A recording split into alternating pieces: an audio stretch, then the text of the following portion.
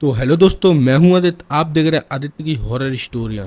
तो ये कहानी है एक रहस्यमय और भयानक दरवाजा जो रात के अंधेरे में लिपटा हुआ था। उसकी धड़कनों से आप जान सकते थे कि वहां कुछ असमस्याएं हैं। गहरी रात्रि की चादर ने उसे घेर लिया था और उसके अंदर बसी घटनाओं ने उसे एक नए जगह में खींच लिया, जहां दिखाई देने वाली वास्तविकता और अद्भुतता के बीच की कमी थी। वह घर विदेशी निवासियों के लिए बनाया गया था, जो अपनी यात्राओं के दौरान वहां ठहरने।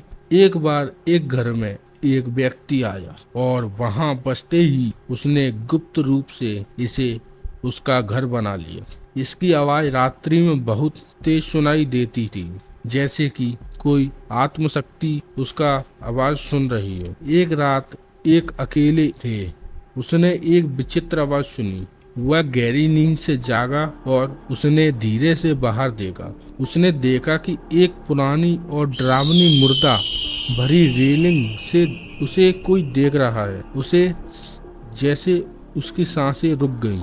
उसने उसे ध्यान दिया, लेकिन जैसे ही वह उसे देखने के लिए फिर से देखने के लिए कोशिश की, वहां कुछ नहीं था। उसने सोचा कि वह अपनी आंखों से कुछ देख रहा था, लेकिन उसने अपने आप को समझाया कि यह बस एक सपना हो सकता है। उसने दोबारा सोने की कोशिश की, लेकिन उसकी धड़कनें अब तक तेज थीं। कुछ दिनों बाद उसने एक और अजीब घटना देखी। वहां अपने कमरे में वापस आया और देखा कि उसके पास एक पुराना खिलौना रखा हुआ है।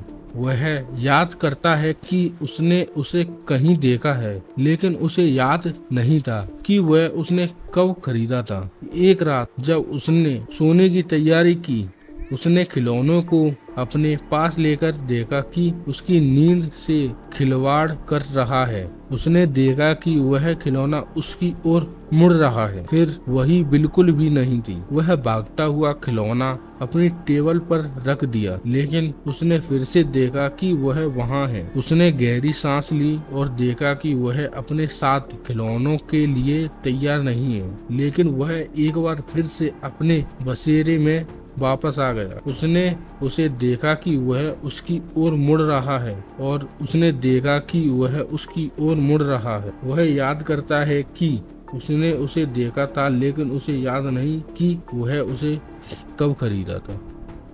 तो बेसिकली कहानी यही थी। अगर वीडियो आपको अच्छी लगी हो तो लाइक कमेंट शेयर जरूर कर देना। धन्यवाद।